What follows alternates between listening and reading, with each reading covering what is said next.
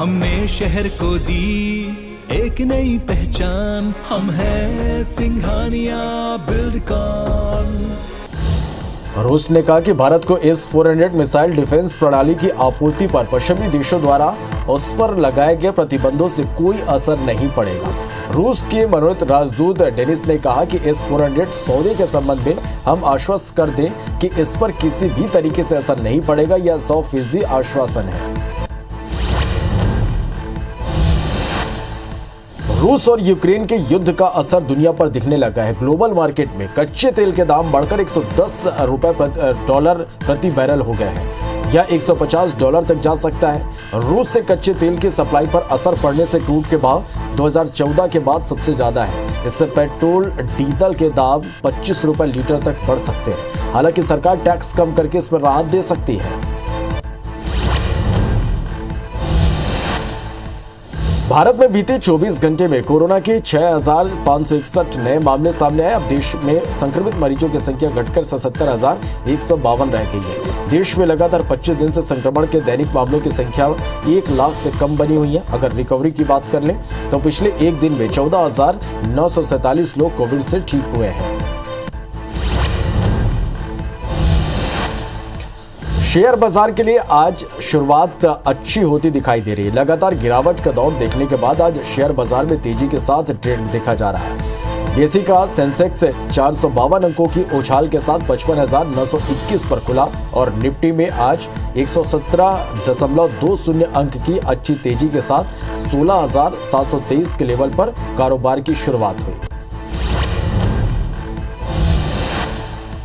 भारतीय cricket board की team ने इंडिया का सेंट्रल कॉन्ट्रैक्ट जारी कर दिया। नई कॉन्ट्रैक्ट लिस्ट में कई दिग्गज खिलाड़ियों को नुकसान हुआ है। बीसीसीआई के नए सालाना कॉन्ट्रैक्ट में कप्तान रोहित शर्मा, पूर्व कप्तान विराट कोहली और तेज गेंदबाज जसप्रीत बुमराह ग्रेड A+ में नहीं है। वहीं सीनियर खिलाड़ी अजिंक्य रहाणे और चेतेश्वर पुजारा को नए सालाना कॉन्ट्रैक्ट लिस्ट में बड़ा नुकसान हुआ है। यूपी की चुनावी जंग अंतिम पड़ाव की ओर बढ़ रहा है। पूर्वांचल के 10 जिलों के 57 सीटों पर वोट डाले जा रहे हैं। सीएम योगी ने भी अपने मताधिकार का प्रयोग करते हुए वोट डाला। इसमें मुख्यमंत्री योगी आदित्यनाथ, उनके 5 मंत्री समेत 676 प्रत्याशी मैदान में। इनकी किस्मत का फैसला 2.15 करोड़ वोटर्स करेंगे। मुख्यमंत्री योगी आदित्यनाथ ने कहा कि चुनाव लोकतंत्र का महापर्व है और इसमें सभी की भागीदारी जरूरी है। उन्होंने एक बार फिर से पहले मतदान और फिर जलपान के संकल्प को दोहराया। उन्होंने लोगों से अधिक संख्या में मतदान केंद्र पर पहुंचकर वोटिंग करने की अपील की। सीएम योगी ने कहा कि आपका हर वोट यूपी की अर्थव्यवस्था को नंबर 1 बना देगा। मतदान से पहले योगी आदित्यनाथ ने गोरखपुर मंदिर में पूजा अर्चना की। इस दौरान उनके साथ बड़ी संख्या में कार्यकर्ता मौजूद रहे। बता दें कि आखिरी दौर के चुनाव में सभी पार्टियां अपनी पूरी ताकत झोंक रही हैं। इसमें सीएम योगी भी अपने हिंदुत्व के एजेंडे के साथ आगे बढ़ रहे हैं। भारतीय क्रिकेट बोर्ड ने टीम इंडिया का सेंट्रल कॉन्ट्रैक्ट जारी कर दिया है। नई कॉन्ट्रैक्ट लिस्ट में कई दिग्गज खिलाड़ियों को नुकसान हुआ। बीसीसीआई के नए सालाना कॉन्ट्रैक्ट में कप्तान रोहित शर्मा, पूर्व कप्तान विराट कोहली और तेज गेंदबाज जसप्रीत बुमराह ग्रेड A+ में है। वहीं सीनियर खिलाड़ी अजिंक्य रहाणे और चेतेश्वर पुजारा को नए सालाना कॉन्ट्रैक्ट लिस्ट में बड़ा नुकसान हुआ है। अक्टूबर में होने वाले T20 वर्ल्ड कप से पहले भारतीय टीम का शेड्यूल बहुत बिजी होने वाला है। दरअसल जून में टीम इंडिया 2 मैचों के T20 सीरीज के लिए आयरलैंड दौरे पर जाएगी। इसकी जानकारी आयरलैंड क्रिकेट बोर्ड ने सोशल मीडिया के जरिए दी। भारत के अलावा न्यूजीलैंड और साउथ अफ्रीका की टीमें भी आयरलैंड के खिलाफ सीरीज खेलेंगी। लोकसभा अध्यक्ष ओम बिरला ने चेन्नई के रोयापेटा में राजस्थान समुदाय के लोगों के कार्यक्रम में हिस्सा लिया। इस दौरान उन्होंने कहा कि जितनी हमारे देश में विविधता है उतनी ही हमारे देश में एकता है। दुनिया में जहां विविधता है वहां देश एक नहीं होता, लेकिन भारत की विविधता में ही ताकत है। रूस और यूक्रेन के युद्ध का असर दुनिया पर दिखने लगा है। ग्लोबल मार्केट में कच्चे तेल के दाम बढ़कर $110 प्रति बैरल हो गए। यह $150 तक जा सकता है। रूस से कच्चे तेल की सप्लाई पर असर पड़ने से क्रूड के भाव 2014 के बाद सबसे ज्यादा है। इसमें पेट्रोल डीजल के दाम ₹25 लीटर तक बढ़ सकते हैं। हालांकि सरकार टैक्स कम करके इसमें राहत दे सकती है। दिल्ली में प्रधानमंत्री नरेंद्र मोदी ने विश्व के लिए मेक इन इंडिया पर बजट के बाद आयोजित वेबिनार में हिस्सा लिया। इस दौरान उन्होंने कहा कि मेक इन इंडिया अभियान आज 21वीं सदी के भारत की आवश्यकता है और ये हमें दुनिया में अपना सामर्थ्य दिखाने का अवसर भी देता है। जब इतने बड़े संकट सामने होते हैं और परिस्थितियां बदलती हैं तो मेक इन इंडिया की जरूरत पहले से ज्यादा होती है। पीएम मोदी ने कहा कि भारत जैसा विशाल देश सिर्फ एक बाजार बनकर रह जाए तो भारत न तो कभी प्रगति कर पाएगा और न ही हमारी युवा पीढ़ी को अवसर दे पाएगा। वैश्विक महामारी के दौर में हम देख रहे हैं कि विश्व में सप्लाई चेन किस तरह तहस नहस हुई है। विदेश मंत्रालय ने जानकारी देते हुए बताया कि प्रधानमंत्री नरेंद्र मोदी आज क्वाड लीडर्स की वर्चुअल बैठक में हिस्सा लेंगे। बैठक में अमेरिका की राष्ट्रपति जो बाइडेन, ऑस्ट्रेलिया के प्रधानमंत्री स्कॉट मॉरिसन और जापान के प्रधानमंत्री फूमियो किशिदा भी शामिल रहेंगे। यूक्रेन पर लगातार 8वें दिन रूस का हमला जारी है। पुतिन की सेना ने राजधानी कीव को चारों ओर से घेर लिया है। अब से कुछ घंटे पहले कीव में एक रेलवे स्टेशन पर सेना ने मिसाइल दागी। यह हमला उस वक्त किया गया जब स्टेशन से लोग रेस्क्यू किए जा रहे थे। वहीं रूसी आर्मी ने खेरसोन पर भी कब्जा जमा लिया है। रूस के विदेश मंत्री सर्गेई लावरोव ने चेतावनी दिया है कि तीसरा विश्व युद्ध परमाणु हथियारों से लड़ा जाएगा और यह काफी विनाशकारी होगा। उनका यह बयान राष्ट्रपति व्लादिमीर पुतिन द्वारा चेतावनी दिए जाने के कुछ ही दिनों बाद आया है, जिसमें पुतिन ने चेताया था कि यूक्रेन में सेना भेजने वाले किसी और भी देश को गंभीर परिणाम भुगतने होंगे। रूस और यूक्रेन में जारी जंग के बीच एक बड़ा खुलासा हुआ। एक रिपोर्ट के मुताबिक चीन को यूक्रेन में रूसी आक्रमण को लेकर पहले से जानकारी थी। चीन ने रूस से विंटर ओलंपिक के समापन तक रुकने के लिए कहा था।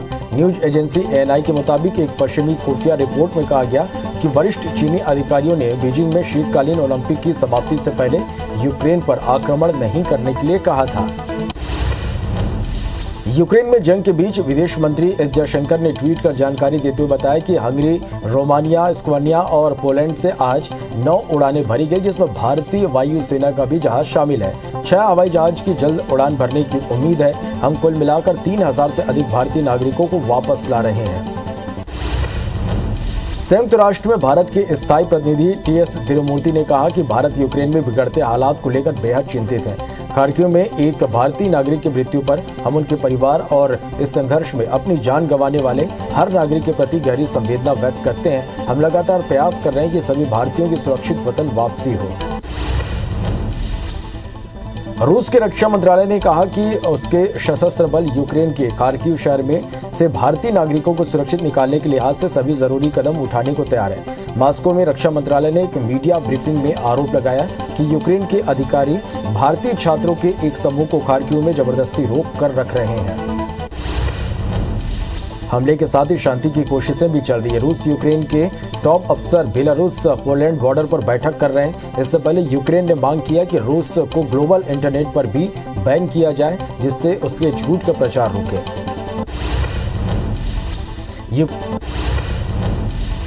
यूक्रेन में जंग के मद्देनजर अमेरिका ने रूस के साथ बेलारूस पर भी कई कड़े प्रतिबंध लगाने का ऐलान किया है। व्हाइट हाउस ने कहा कि रूस और बेलारूस के डिफेंस सेक्टर में होने वाले एक्सपोर्ट पर बैन लगाया गया। इसमें लड़ाकू विमान, थल सेना वाहन के कलपुर्जे शामिल हैं। यूक्रेन रूस की जंग के बीच अमेरिका ने पहली बार बेलारूस पर बैन लगाया है। रूस ने कहा कि भारत को S-400 मिसाइल डिफेंस प्रणाली की आपूर्ति पर पश्चिमी देशों द्वारा उस पर लगाए गए प्रतिबंधों से कोई असर नहीं पड़ेगा। रूस के मनोनीत राजदूत डेनिस ने कहा कि S-400 सौदे के संबंध में हम आश्वस्त कर दें कि इस पर किसी भी तरीके से असर नहीं पड़ेगा। यह 100% आश्वासन है। यूक्रेन में फंसे भारतीय नागरिकों को लेकर हंगरी के बुडापेस्ट से भारतीय वायुसेना का एक और C-17 विमान हिंडन एयरपोर्ट पहुंचा, जहां राज्य मंत्री अजय भट्ट ने आने वाले भारतीय नागरिकों के साथ बातचीत की। उन्होंने कहा कि जो विमान पहले छात्रों को लेकर आया था उसे निकासी के लिए भेज दिया गया और जैसे ही छात्र इस विमान से उतरेंगे या फिर से निकासी के लिए उड़ान भरेगा। यूक्रेन में फंसे एक और भारतीय छात्र चंदन जिंदल की मौत हो गई। 22 साल के चंदन पंजाब के बरनाला जिले के रहने वाले थे और विनिस्ता की मेमोरियल मेडिकल यूनिवर्सिटी में पढ़ाई कर रहे थे। तबियत बिगड़ने के बाद उन्हें ICU में भर्ती कराया गया था। इस दौरान ब्रेन हेमरेज से उनकी जान चली गई। इससे पहले मंगलवार को रूसी हमले में कर्नाटक के नवीन की मौत हो गई थी। यूक्रेन में फंसे भारतीय छात्रों को लेकर विशेष विमान बुडापेस्ट से दिल्ली हवाई अड्डे पर पहुंचा। एयरपोर्ट पर छात्रों के परिजनों ने उनका स्वागत किया। एक मां ने अपनी बेटी को सुरक्षित वापस आकर देखते हुए भावुक हो गई और रोते हुए अपनी बेटी को गले लगा लिया। यूपी की चुनावी जंग अब अंतिम पड़ाव की ओर बढ़ रहा। पूर्वांचल के 10 जिलों के 57 सीटों पर वोट डाले जा रहे हैं। सुबह 9 बजे तक 8.69% मतदान हुआ। इसमें मुख्यमंत्री योगी आदित्यनाथ, उनके 5 मंत्री समेत 676 प्रत्याशी मैदान में है। इसकी किस्मत का फैसला 2.15 करोड़ वोटर्स करेंगे। मुख्यमंत्री योगी आदित्यनाथ ने कहा कि चुनाव लोकतंत्र का महापर्व है और इसमें सभी की भागीदारी जरूरी है। उन्होंने एक बार फिर से पहले मतदान और फिर जलपान के संकल्प को दोहराया। उन्होंने लोगों से अधिक संख्या में मतदान केंद्र पर पहुंचकर वोटिंग करने की अपील की। सीएम योगी ने कहा कि आपका हर वोट यूपी की अर्थव्यवस्था को नंबर 1 बना देगा। मतदान से पहले योगी आदित्यनाथ ने गोरखपुर मंदिर में पूजा अर्चना की। इस दौरान उनके साथ बड़ी संख्या में कार्यकर्ता मौजूद रहे। बता दें कि आखिरी दौर के चुनाव में सभी पार्टियां अपनी पूरी ताकत झोंक रही हैं। इसमें सीएम योगी भी अपने हिंदुत्व के एजेंडे के साथ आगे बढ़ रहे हैं। भाजपा सांसद जगदम्बिका पाल ने उत्तर प्रदेश विधानसभा चुनाव के 6ठे चरण में सिद्धार्थनगर में मतदान किया। वोटिंग के बाद जगदम्बिका पाल ने कहा कि आज लोकतंत्र का सबसे बड़ा दिन है। मेरी सबसे अपील है कि मतदान जरूर करें। भाजपा सांसद शिव प्रताप शुक्ला ने उत्तर प्रदेश विधानसभा चुनाव के 6ठे चरण में गोरखपुर से मतदान किया। वोटिंग के बाद उन्होंने लोगों से भी वोट करने की अपील की। उन्होंने कहा, राष्ट्रवाद के मुद्दे पर मैंने अपना वोट दिया है। योगी आदित्यनाथ ने गोरखपुर के लिए बहुत कुछ किया है। भाजपा 300 के पार जाकर अपनी सरकार बनाएगी। बीएसपी प्रमुख मायावती ने अच्छे दिनों के लिए बीएसपी सरकार बनाने की अपील की। मायावती ने कहा कि राज्य में विरोधी दल परेशान हो गए और अब हिंसा पर उतर आए हैं, जिससे लोगों को अपना संयम नहीं खोना है, बल्कि ऐसी पार्टियों को वोट की मार के जरिए अपनी मजबूत सरकार बनाने के मिशन पर डटे रहना है। गोरखपुर से बीजेपी सांसद रवि किशन ने कहा कि उत्तर प्रदेश में 70 साल से जो काम नहीं हुए वह पिछले 5 साल में हुए। उन्होंने कहा कि पूर्वांचल क्षेत्र में मतदान ऐतिहासिक होगा। बीजेपी को 300 से ज्यादा सीटें मिलेंगी। राम मंदिर का निर्माण कार्य चल रहा है। अब यूपी की जनता ने यहां राम राज्य बनाने का फैसला कर लिया है। भारत में बीते 24 घंटे में कोरोना के 6,561 नए मामले सामने आए। अब देश में संक्रमित मरीजों की संख्या घटकर 77,152 रह गई है। देश में लगातार 25 दिन से संक्रमण के दैनिक मामलों की संख्या 1 लाख से कम बनी है। अगर रिकवरी की बात करें तो पिछले एक दिन में 14,947 लोग कोविड से ठीक हुए हैं। मध्य प्रदेश में भी कोरोना संक्रमण में धीरे धीरे कमी आ रही है। प्रदेश में बीते 24 घंटे में 259 नए कोरोना मरीजों की पहचान हुई है, जबकि इस संक्रमण से एक मौत हुई है। प्रदेश में कोरोना के 613 मरीज स्वस्थ हुए। वहीं एमपी में अब कोरोना एक्टिव मरीजों की संख्या 2,748 हो गई है। छत्तीसगढ़ में कोरोना की रफ्तार धीमी पड़ गई है। प्रदेश में बीते 24 घंटे में 153 नए कोरोना के केस मिले, जबकि कोरोना संक्रमण से ठीक होकर 310 मरीज घर वापस लौटे। वहीं कोरोना संक्रमित एक व्यक्ति की मौत हो गई। बता दें कि प्रदेश में अब कोरोना के एक्टिव मरीजों की संख्या 1287 हो गई है। भारतीय क्रिकेट बोर्ड ने टीम इंडिया का सेंट्रल कॉन्ट्रैक्ट जारी किया, जिस नई कॉन्ट्रैक्ट लिस्ट में कई दिग्गज खिलाड़ियों को नुकसान हुआ। बीसीसीआई के नए सालाना कॉन्ट्रैक्ट में कप्तान रोहित शर्मा, पूर्व कप्तान विराट कोहली और तेज गेंदबाज जसप्रीत बुमराह ग्रेड A+ में हैं। वहीं सीनियर खिलाड़ी अजिंक्य रहाणे और चेतेश्वर पुजारा को नए सालाना कॉन्ट्रैक्ट लिस्ट में बड़ा नुकसान हुआ है। अक्टूबर में होने वाले T20 वर्ल्ड कप से पहले भारतीय टीम का शेड्यूल बहुत बिजी होने वाला है। दरअसल जून में टीम इंडिया 2 मैचों के T20 सीरीज के लिए आयरलैंड दौरे पर जाएगी। इसकी जानकारी आयरलैंड क्रिकेट बोर्ड ने सोशल मीडिया के जरिए दी है। भारत के अलावा न्यूजीलैंड और साउथ अफ्रीका की टीम भी आयरलैंड के खिलाफ सीरीज खेलेगी। रूस और यूक्रेन के युद्ध का असर दुनिया पर दिखने लगा है। ग्लोबल मार्केट में कच्चे तेल के दाम बढ़कर $110 प्रति बैरल हो गए हैं। यह $150 तक जा सकता है। रूस से कच्चे तेल के सप्लाई पर असर पड़ने से क्रूड के भाव 2014 के बाद सबसे ज्यादा हैं। इससे पेट्रोल डीजल के दाम 25 रुपये लीटर तक बढ़ सकते हैं। हालांकि सरकार टैक्स कम करके राहत दे सकती है। शेयर बाजार के लिए आज की शुरुआत अच्छी होती हुई दिखाई दी। लगातार गिरावट का दौर देखने के बाद आज शेयर बाजार में तेजी के साथ ट्रेड करता दिखाई दे रहा। बीएसई का सेंसेक्स 452 अंकों के उछाल के साथ 55,921 पर खुला और निफ्टी में आज 117.20 अंक की अच्छी तेजी के साथ 16,723 के लेवल पर कारोबार की शुरुआत हुई। लोकसभा अध्यक्ष ओम बिरला ने चेन्नई के रोयापेट्टा में राजस्थान समुदाय के लोगों के कार्यक्रम में हिस्सा लिया। इस दौरान उन्होंने कहा कि जितनी हमारे देश में विविधता है उतनी हमारे देश में एकता है। दुनिया में जहां विविधता है वहां देश एक नहीं होता, लेकिन भारत की विविधता में ही ताकत है। मध्य प्रदेश में निवेश बढ़ाने की कवायद हो रही। निवेश बढ़ाने को लेकर सीएम शिवराज सिंह उद्योगपतियों के साथ मुलाकात करेंगे। उद्योगपतियों के साथ मुलाकात कर सीएम शिवराज सिंह निवेश बढ़ाने को लेकर चर्चा करेंगे। मध्य प्रदेश में निवेश बढ़ाने से प्रदेश के लोगों को रोजगार मिलेगी। मध्य प्रदेश विधानसभा में बजट सत्र को लेकर सीएम शिवराज सिंह की कैबिनेट के साथ बैठक शुरू हो गई है। बैठक के बाद मंत्रियों के साथ चर्चा के लिए सीएम शिवराज सिंह ने लंच पर चर्चा कार्यक्रम रखा है। इस लंच के लिए सभी मंत्रियों को न्योता भेज दिया गया है। बता दें कि विधानसभा में 8 मार्च को बजट पेश किया जाएगा। छत्तीसगढ़ में आज से 10वीं बोर्ड की परीक्षाएं शुरू हो गई है। प्रदेश भर में लगभग 3,80,000 छात्र इस परीक्षा में शामिल हो रहे हैं। प्रदेश भर में करीब 6,443 परीक्षा केंद्र बनाए गए हैं। बता दें कि कोरोना संक्रमण की वजह से 2 साल बाद ऑफलाइन मोड पर बोर्ड की परीक्षाएं हो रही हैं। छत्तीसगढ़ के मुख्यमंत्री भूपेश बघेल उत्तर प्रदेश दौरे पर हैं। 7वें चरण के मतदान के लिए 3 अलग-अलग विधानसभा क्षेत्र में प्रचार करेंगे। सीएम यूपी के मिर्जापुर, गाजीपुर और वाराणसी कैंट विधानसभा क्षेत्र में जनसभा करेंगे। साथ ही कांग्रेस प्रत्याशी के पक्ष में वाराणसी में रोड शो में भी शामिल होंगे।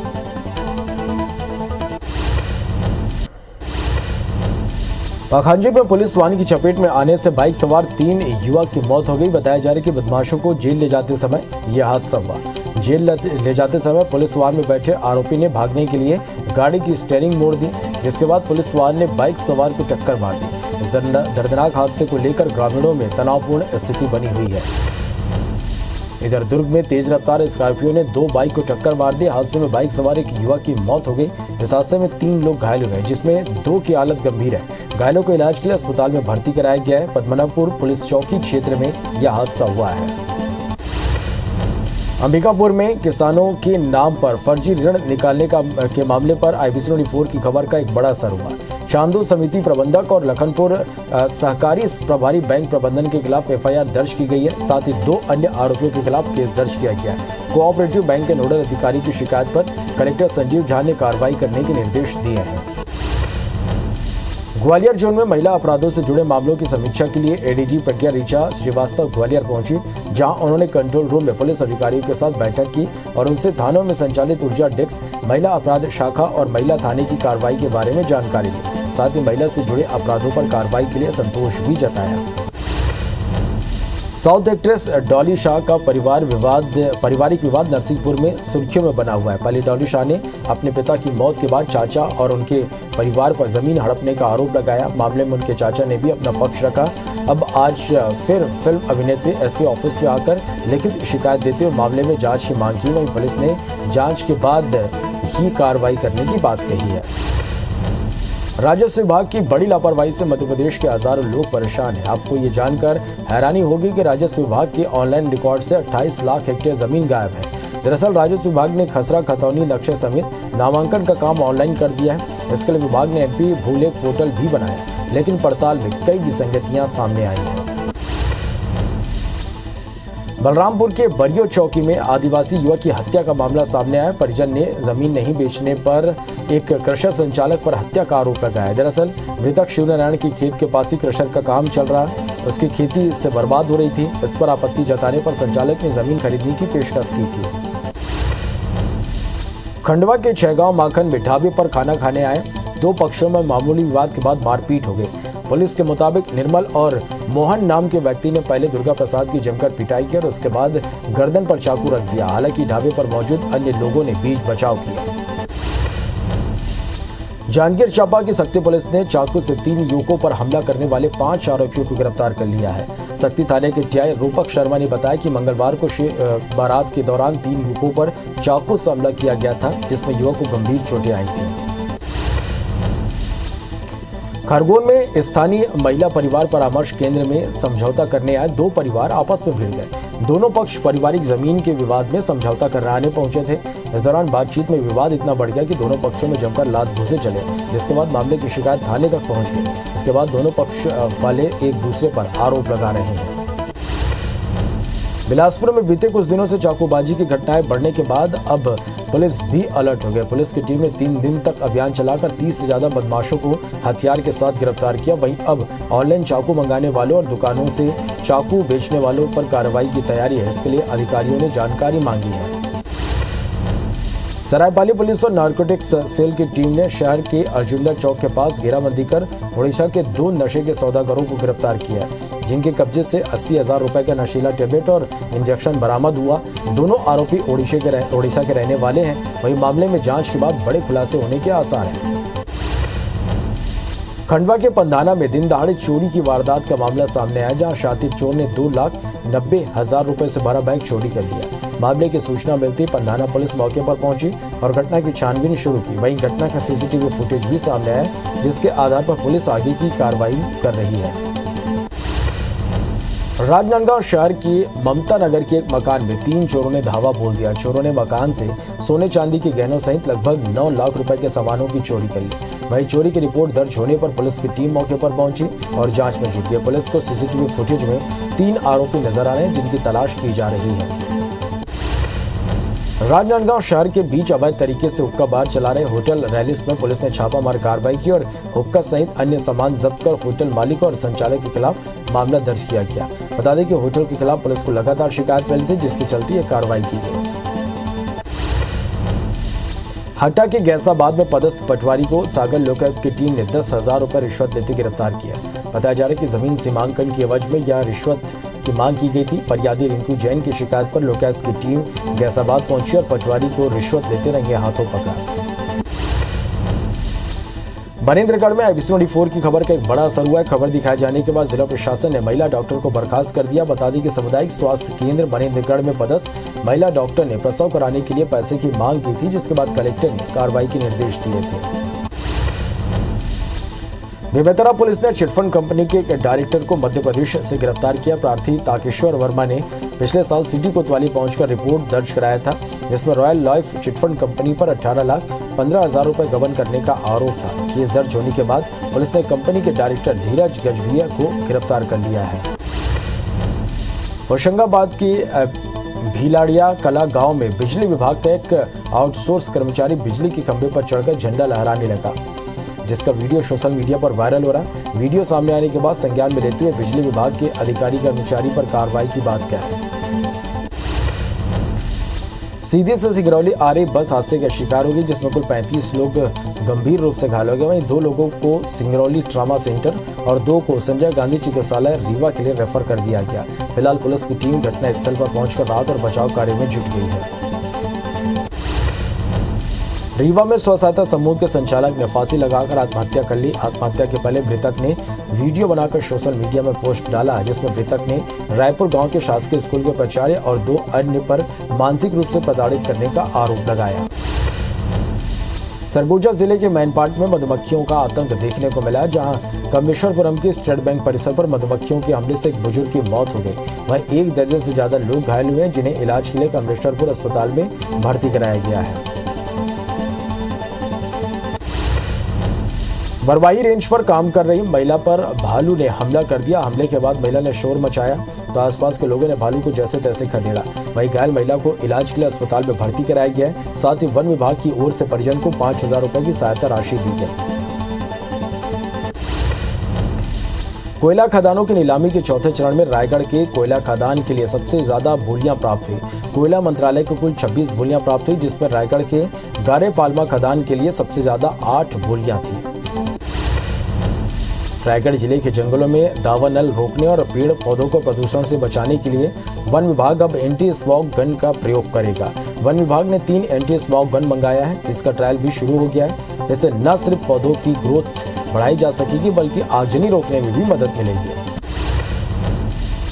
सरगुजा जिला प्रशासन की प्रशासनिक व्यवस्था की हर तरफ तारीफ हो रही। दरअसल यहाँ तहसीलदार साहब अपने ऑफिस में नहीं बल्कि बाहर बरामदे में चौपाल लगा रहे हैं। हर दिन करीब 2 घंटे चौपाल लगा रही हैं और गांव से आने वाले ग्रामीण सीधे अधिकारी से मिलकर अपनी समस्या से अवगत करा रहे हैं। सुकमा जिले के डब्बा कोंटा में सलवा जुलूम अभियान के बाद से बंद साप्ताहिक बाजार फिर से सज गया। ग्रामीणों और व्यापारियों की पहल से 16 साल बाद साप्ताहिक बाजार लगा। इसे लेकर ग्रामीण काफी खुश नजर आए, जमकर खरीदारी करते दिखे। बाजार शुरू करने से पहले पूजा पाठ किया गया। जांजगीर के कचहरी चौक के पास प्रजापति ब्रह्मकुमारी की ओर से भोलेनाथ शिव दर्शन आध्यात्मिक चित्र प्रदर्शनी का आयोजन किया गया। यहाँ विधायक नारायण चंदेल मुख्य अतिथि थे। वही प्रदर्शनी 3 दिनों तक आयोजित होगी, जिसके माध्यम से लोगों को आध्यात्मिक रूप से जोड़ना और भगवान शिव के अलग अलग रूपों का परिचय प्रदर्शनी के माध्यम से कराना है। जांजगीर चांपा के चंद्रपुर विधानसभा क्षेत्र में युद्धवीर सिंह जदयू की जन्म जयंती के मौके पर श्रद्धांजलि सभा का आयोजन किया गया।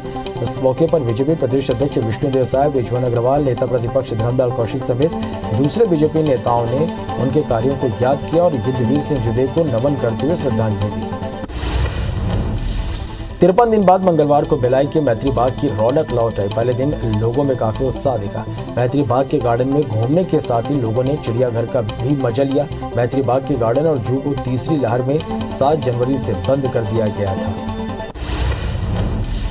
स्टील बर्तन बैंक समूह ने छत्तीसगढ़ के सभी जिलों में बर्तन बैंक की स्थापना की है। इस क्रम में मंदिर हौसौद में यहाँ के लोगों के लिए नगर पंचायत अध्यक्ष की मंजूरी पर स्टील बर्तन बैंक की स्थापना की, जो लोगों को निःशुल्क बर्तन मुहैया कराएगी।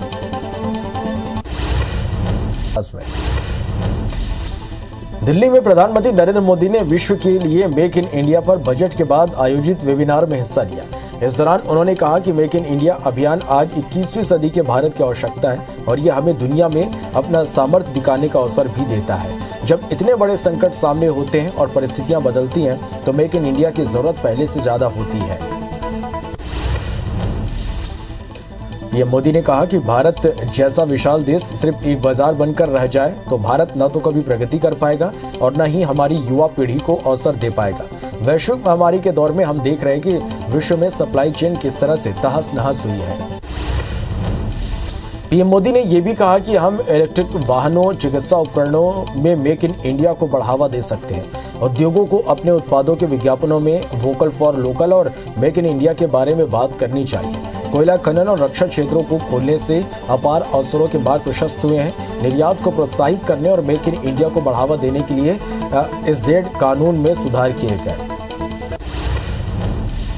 विदेश मंत्रालय ने जानकारी देते हुए बताया कि प्रधानमंत्री नरेंद्र मोदी आज क्वाड लीडर्स की वर्चुअल बैठक में हिस्सा लेंगे। बैठक में अमेरिका के राष्ट्रपति जो बाइडेन, ऑस्ट्रेलिया के प्रधानमंत्री स्कॉट मॉरिसन और जापान के प्रधानमंत्री फूमियो किशिदा भी शामिल रहेंगे।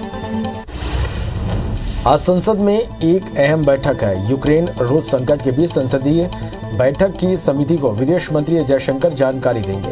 तो वहीं कांग्रेस नेता राहुल गांधी विदेश मामलों पर संसद की सलाहकार समिति में शामिल होने के लिए विदेश मंत्रालय पहुंच गए हैं। ऑपरेशन गंगा के तहत यूक्रेन में फंसे भारतीयों की सुरक्षित वापसी जारी है। ऑपरेशन के तहत 3726 भारतीयों को आज वापस लाया जाएगा। आज बुखारेस्ट से 8 फ्लाइट, सुसेवा से 2 फ्लाइट, कोसिसे से 1 फ्लाइट, बुडापेस्ट से 5 फ्लाइट और रेजोजो से 3 फ्लाइट भारतीयों को वापस लेकर आएगी। यूक्रेन पर लगातार 8वें दिन रूस का हमला जारी है। पुतिन की सेना ने राजधानी कीव को चारों ओर से घेर लिया है। अब से कुछ घंटे पहले कीव के रेलवे स्टेशन पर सेना ने मिसाइल दागी। यह हमला उस वक्त किया गया जब स्टेशन से लोग रेस्क्यू किए जा रहे थे। वहीं रूसी आर्मी ने खेरसोन पर भी कब्जा जमा लिया है। रूस के विदेश मंत्री सर्गेई लावरोव ने चेतावनी दी है कि तीसरा विश्व युद्ध परमाणु हथियारों से लड़ा जाएगा और यह काफी विनाशकारी होगा। उनका यह बयान राष्ट्रपति व्लादिमीर पुतिन द्वारा चेतावनी दिए जाने के कुछ ही दिनों बाद आया, जिसमें पुतिन ने चेताया था कि यूक्रेन में सेना भेजने वाले किसी भी देश को गंभीर परिणाम भुगतने होंगे। रूस और यूक्रेन में जारी जंग के बीच एक बड़ा खुलासा हुआ। एक रिपोर्ट के मुताबिक चीन को यूक्रेन में रूसी आक्रमण को लेकर पहले से जानकारी थी। चीन ने रूस से विंटर ओलंपिक के समापन तक रुकने के लिए कहा था। न्यूज एजेंसी ANI के मुताबिक एक पश्चिमी खुफिया रिपोर्ट में कहा गया है कि वरिष्ठ चीनी अधिकारियों ने बीजिंग में शीतकालीन ओलंपिक की समाप्ति से पहले यूक्रेन पर आक्रमण नहीं करने के लिए कहा था। यूक्रेन में जंग के बीच विदेश मंत्री जयशंकर ने ट्वीट कर जानकारी देते हुए बताया कि हंगरी, रोमानिया, स्लोवाकिया और पोलैंड से आज 9 उड़ानें भरी गई, जिसमें भारतीय वायुसेना का भी जहाज शामिल है। 6 हवाई जहाजों की जल्द उड़ान भरने की उम्मीद है। हम कुल मिलाकर 3000 से अधिक भारतीय नागरिकों को वापस ला रहे हैं।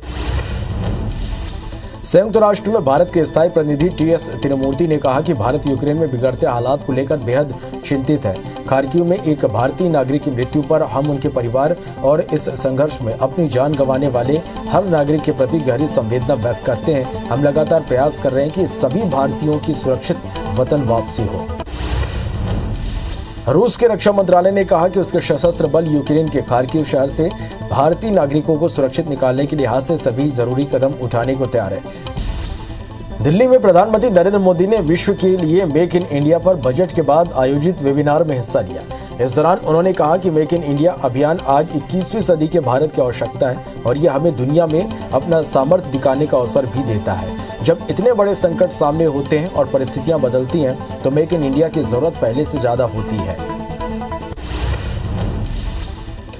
ये मोदी ने कहा कि भारत जैसा विशाल देश सिर्फ एक बाजार बनकर रह जाए तो भारत न तो कभी प्रगति कर पाएगा और न ही हमारी युवा पीढ़ी को अवसर दे पाएगा। वैश्विक महामारी के दौर में हम देख रहे हैं कि विश्व में सप्लाई चेन किस तरह से तहस नहस हुई है। पीएम मोदी ने यह भी कहा कि हम इलेक्ट्रिक वाहनों, चिकित्सा उपकरणों में मेक इन इंडिया को बढ़ावा दे सकते हैं। उद्योगों को अपने उत्पादों के विज्ञापनों में वोकल फॉर लोकल और मेक इन इंडिया के बारे में बात करनी चाहिए। कोयला खनन और रक्षा क्षेत्रों को खोलने से अपार अवसरों के मार्ग प्रशस्त हुए हैं। निर्यात को प्रोत्साहित करने और मेक इन इंडिया को बढ़ावा देने के लिए SZ कानून में सुधार किए गए। विदेश मंत्रालय ने जानकारी देते हुए बताया कि प्रधानमंत्री नरेंद्र मोदी आज क्वाड लीडर्स की वर्चुअल बैठक में हिस्सा लेंगे। बैठक में अमेरिका के राष्ट्रपति जो बाइडेन, ऑस्ट्रेलिया के प्रधानमंत्री स्कॉट मॉरिसन और जापान के प्रधानमंत्री फूमियो किशिदा भी शामिल रहेंगे।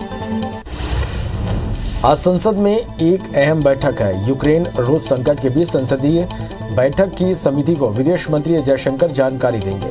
तो वहीं कांग्रेस नेता राहुल गांधी विदेश मामलों पर संसद की सलाहकार समिति में शामिल होने के लिए विदेश मंत्रालय पहुंच गए हैं।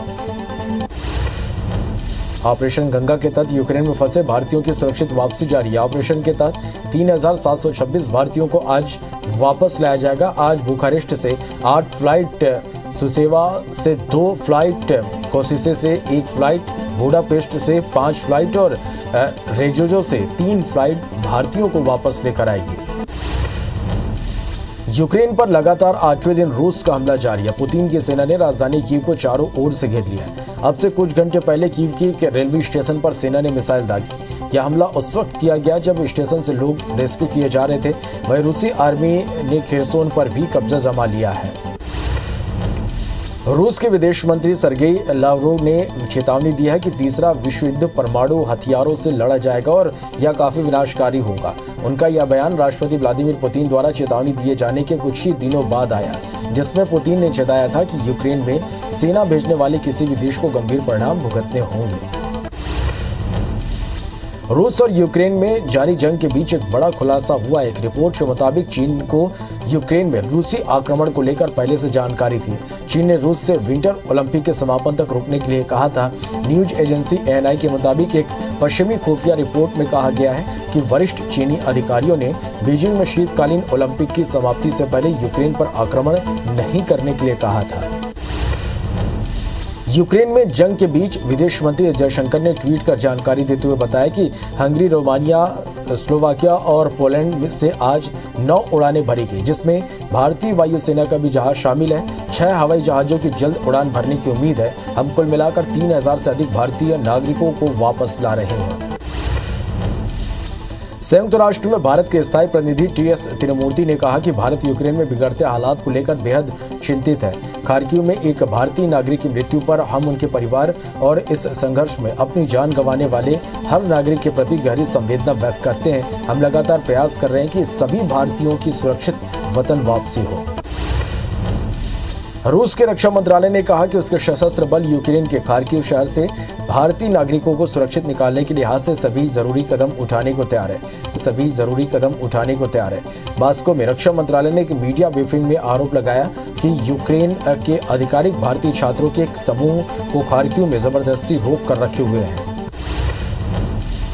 हमले के साथ ही शांति की कोशिश भी चल रही है। रूस यूक्रेन के टॉप अफसर बेलारूस पोलैंड बॉर्डर पर बैठक कर रहे हैं। इससे पहले यूक्रेन ने मांग की है कि रूस को ग्लोबल इंटरनेट पर भी बैन किया जाए, जिसके उसके प्रचार, झूठ का प्रचार रुक सके।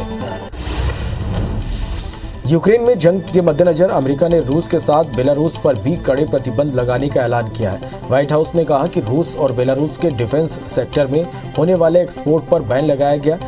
इनमें लड़ाकू विमान, थल सेना वाहन की कलपुर्जे शामिल हैं। यूक्रेन रूस की जंग के बीच अमेरिका ने पहली बार बेलारूस पर बैन लगाया है। रूस ने कहा कि भारत को S-400 मिसाइल डिफेंस प्रणाली की आपूर्ति पर पश्चिमी देशों द्वारा उस पर लगाए गए प्रतिबंधों से कोई असर नहीं पड़ेगा। रूस के मनोनीत राजदूत डेनिस ने कहा कि S-400 सौदे के संबंध में हम आश्वस्त कर दें कि इस पर किसी भी तरीके से असर नहीं पड़ेगा। यह 100% आश्वासन है। यूक्रेन में फंसे भारतीय नागरिकों को लेकर हंगरी के बुडापेस्ट से भारतीय वायुसेना का एक और C-17 विमान हिडन एयरपोर्ट पहुंचा। यहां राज्य मंत्री अजय भट्ट ने आने वाले भारतीय नागरिकों के साथ बातचीत की। उन्होंने कहा कि जो विमान पहले छात्रों को लेकर आया था उसे निकासी के लिए भेज दिया गया और जैसे ही छात्र इस विमान से उतरेंगे या फिर से निकासी के लिए उड़ान भरेगा। यूक्रेन में फंसे एक और भारतीय छात्र चंदन जिंदल की मौत हो गई। 22 साल के चंदन पंजाब के बरनाला जिले के रहने वाले थे और विनिस्तिया की मेमोरियल मेडिकल यूनिवर्सिटी में पढ़ाई कर रहे थे। तबीयत बिगड़ने के बाद उन्हें आईसीयू में भर्ती कराया गया था। इस दौरान ब्रेन हेमरेज से उनकी जान चली गई। इससे पहले मंगलवार को रूसी हमले में कर्नाटक के नवीन की मौत हो गई थी। यूक्रेन में फंसे भारतीय छात्रों को लेकर विशेष विमान बुडापेस्ट से दिल्ली हवाई अड्डे पर पहुंचे। एयरपोर्ट पर छात्रों के परिजनों ने उनका स्वागत किया। एक मां ने अपनी बेटी को सुरक्षित वापस आकर देखते हुए भावुक हो गए और रोते हुए अपनी बेटी को गले लगाया। यूक्रेन में फंसे मध्य प्रदेश के छात्रों को लेकर गृह मंत्री नरोत्तम मिश्रा का बयान सामने आया। गृह मंत्री नरोत्तम मिश्रा ने जानकारी दी कि विदेश मंत्रालय ने प्रदेश के 454 लोगों की सूची दी है, जिससे में अभी तक 202 बच्चे मध्य प्रदेश लौट चुके हैं। वहीं छात्रों और उनके परिजनों से सरकार लगातार संपर्क कर रही है। यूपी की चुनावी जंग अब अंतिम पड़ाव की ओर बढ़ रहा है। पूर्वांचल के 10 जिलों की 57 सीटों पर वोट डाले जा रहे हैं। सुबह 9 बजे तक 8.69% मतदान हुआ। इसमें मुख्यमंत्री योगी आदित्यनाथ, उनके 5 मंत्री समेत 676 प्रत्याशी मैदान में। इनकी किस्मत का फैसला 2.15 करोड़ वोटर्स करेंगे। मुख्यमंत्री योगी आदित्यनाथ ने कहा कि चुनाव लोकतंत्र का महापर्व है और इसमें सभी की भागीदारी जरूरी है। उन्होंने एक बार फिर से पहले मतदान फिर जलपान के संकल्प को दोहराया है। उन्होंने लोगों से अधिक संख्या में मतदान केंद्र पर पहुंचकर वोटिंग की अपील की है। सीएम योगी ने कहा कि आपका हर वोट यूपी की अर्थव्यवस्था को नंबर 1 बना देगा।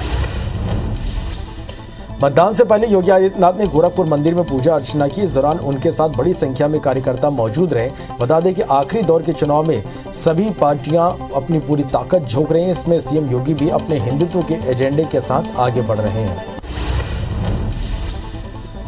भाजपा सांसद जगदम्बिका पाल ने उत्तर प्रदेश विधानसभा चुनाव के 6ठे चरण में सिद्धार्थनगर में मतदान किया। वोटिंग के बाद जगदम्बिका पाल ने कहा कि आज लोकतंत्र का सबसे बड़ा दिन है। मेरी सबसे अपील है कि मतदान जरूर करें।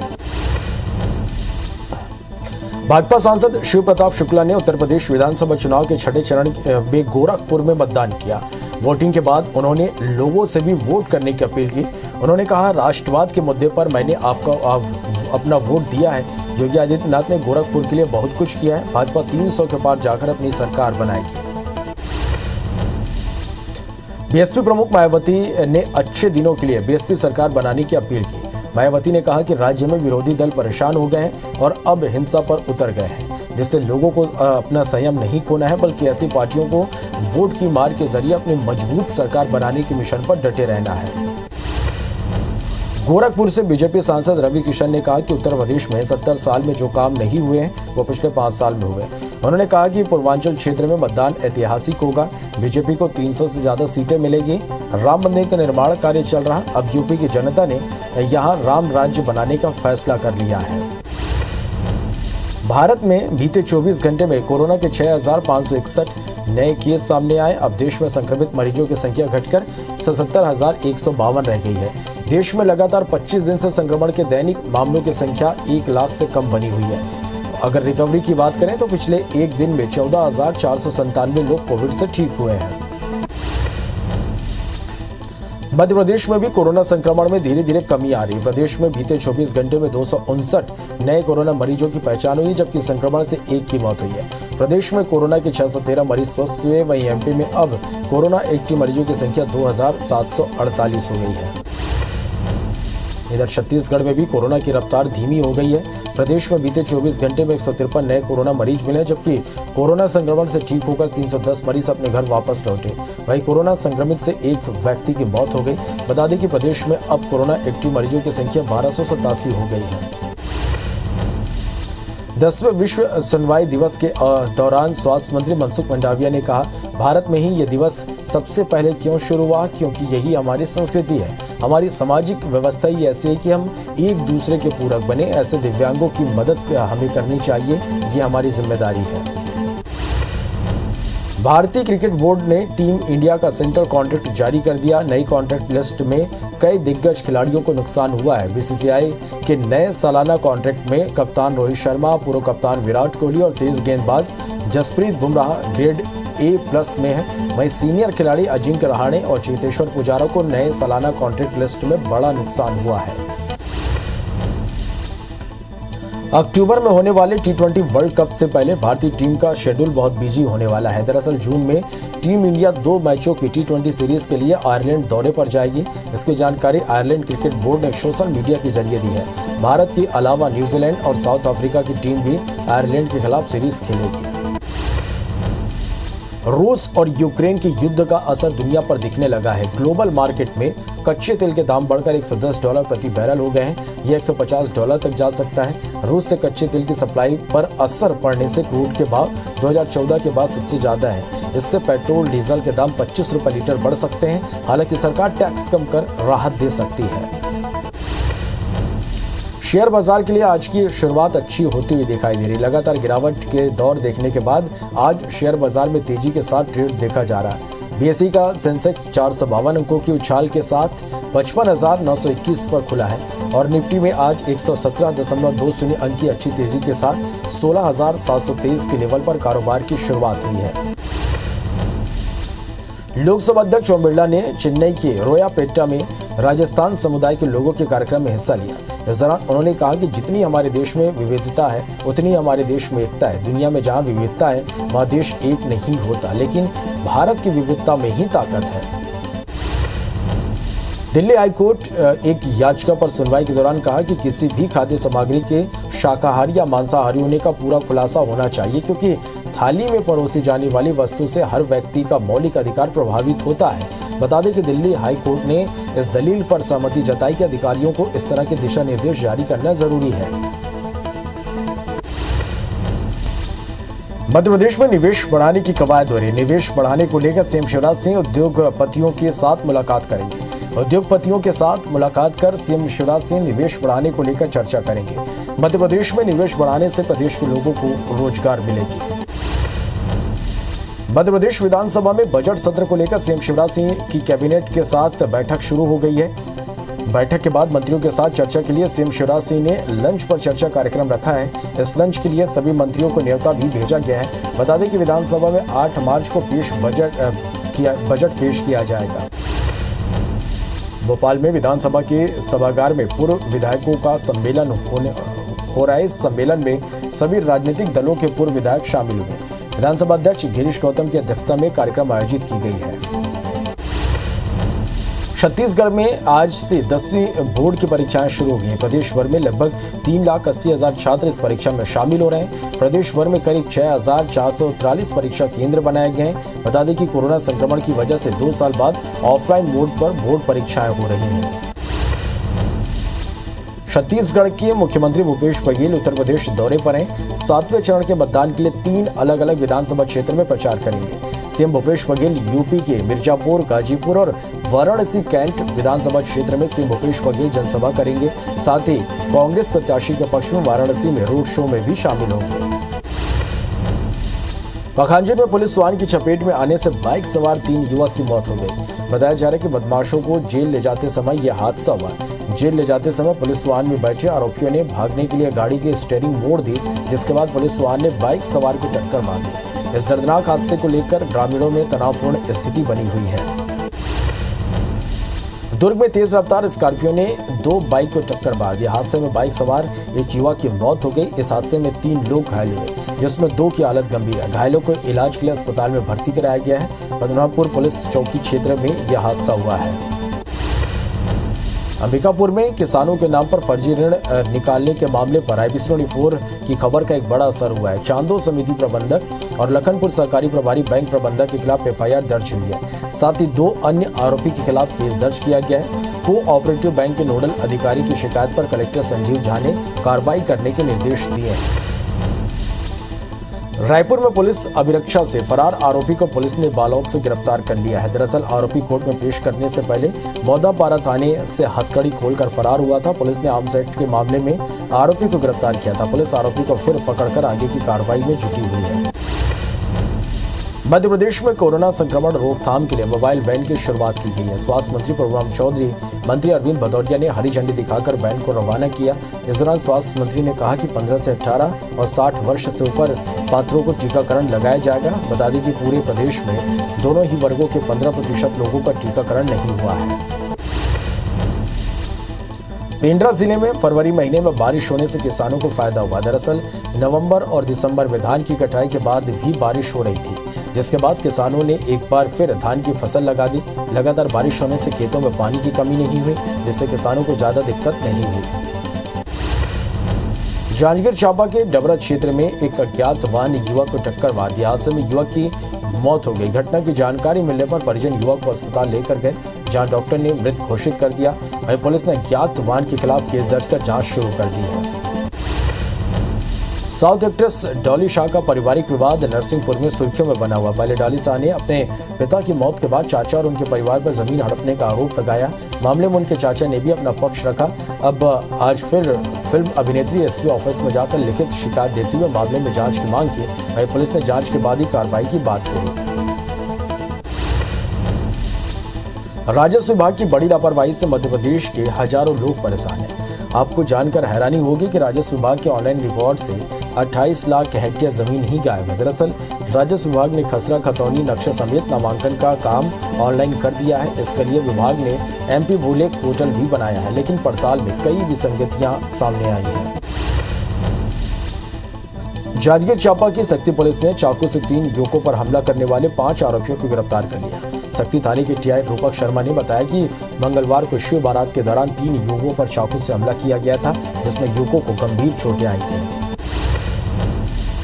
बिलासपुर में बीते कुछ दिनों से चाकूबाजी की घटनाएं बढ़ने के बाद पुलिस भी अब अलर्ट हो गई है। पुलिस की टीम ने 3 दिन तक अभियान चलाकर 30 से ज्यादा बदमाशों को हथियार के साथ गिरफ्तार किया है। वहीं अब ऑनलाइन चाकू मंगाने वालों और दुकानों से चाकू बेचने वालों पर कार्रवाई करने की तैयारी है। इसके लिए अधिकारियों ने जानकारी मांगी है। बेमेतरा पुलिस ने चिटफंड कंपनी के एक डायरेक्टर को मध्य प्रदेश से गिरफ्तार कर लिया। प्रार्थी ताकेश्वर वर्मा ने पिछले साल सिटी कोतवाली पहुंचकर रिपोर्ट दर्ज कराया, जिसके में रॉयल लाइफ चिटफंड कंपनी पर 18,15,000 रुपए गबन करने का आरोप था। केस दर्ज होने के बाद पुलिस ने कंपनी के डायरेक्टर धीरज गजभिये को अरेस्ट कर लिया है। सीधी से सिंगरौली आ रही बस हादसे का शिकार हो गई, जिसमें कुल 35 लोग गंभीर रूप से घायल हो गए। वहीं 2 लोगों को सिंगरौली ट्रामा सेंटर और 2 को संजय गांधी चिकित्सालय रीवा के लिए रेफर किया गया। फिलहाल पुलिस की टीम घटनास्थल पर पहुंचकर राहत और बचाव कार्य में जुटी हुई है। रायगढ़ जिले के जंगलों में दावानल रोकने और पेड़ पौधों को प्रदूषण से बचाने के लिए वन विभाग अब एंटी स्मॉग गन का प्रयोग करेगा। वन विभाग ने 3 एंटी स्मॉग गन मंगाया है, जिसका ट्रायल भी शुरू हो गया है। इससे न सिर्फ पौधों की ग्रोथ बढ़ाई जा सकेगी, बल्कि आगजनी रोकने में भी मदद मिलेगी।